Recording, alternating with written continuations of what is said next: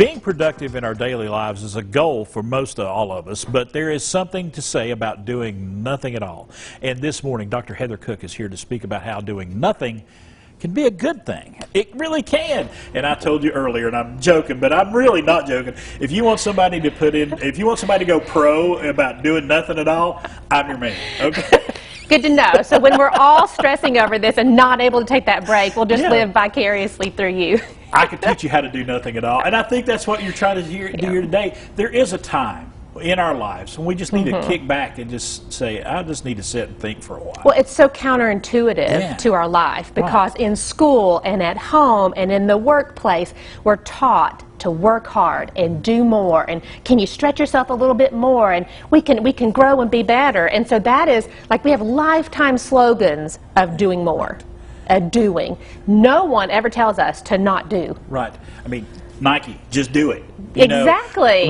We see memes every day. We see posters that say it on our bus stops. It just you got to keep producing. You got to keep you got to keep working. And that is having a great work ethic's a great thing. But there's got to be a time when you got to say, hey, time out.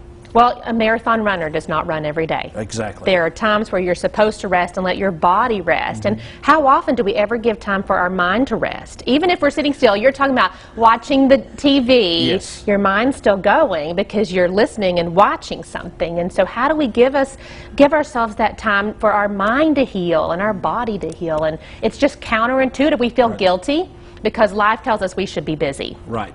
And I know people, my family, I have people in my family, they'll sit down for 5 minutes and then pop right back up and got to be doing something. They have more on their to-do list. I wrote a whole book on how to be more productive, only to say now you take a break. Now we talk about breaks in that book, but I think that, you know, if you feel very stressed, if you feel like you have a panic attack coming on, or if you have burnout in the workplace, those are times to start thinking, okay, maybe I need to do something a little bit different. Right. And these breaks, they calm you, and they help you have that space to think, to then, okay, this thing that's been nagging me that I can't find a solution to, well, maybe you haven't given yourself the time and space to think through it. Right.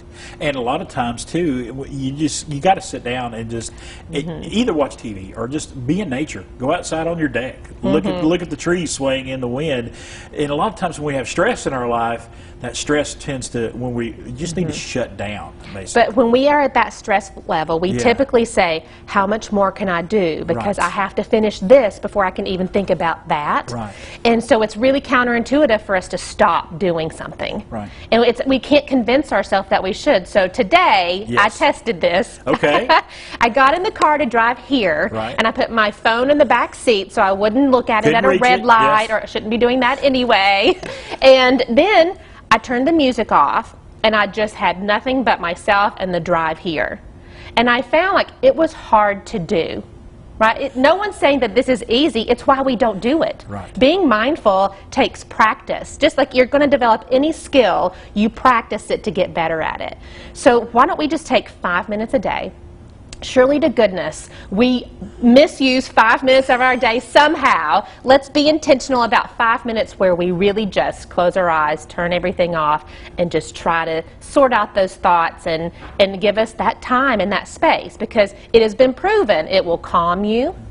It will help you. It helps your mind settling, makes you feel better, and it refreshes you to go tackle the next thing after you've had that break. And I think some people say, if I took 5 minutes off and wasn't thinking about something or doing something, I just fall asleep. Well, that may be what you need. You may need a little unplug there for a while. If you go to sleep when you're just using 5 minutes, you absolutely needed that. You're too exhausted. Exactly. And I think a lot of us get to that point with our lives. All right. Dr. Heather Cook, thank you so much. Great to be here. We got connectwithcook.com for more information. If you want to learn how to go pro and doing nothing, call me or call Dr. Cook. She's the expert. We got the information right there on the screen.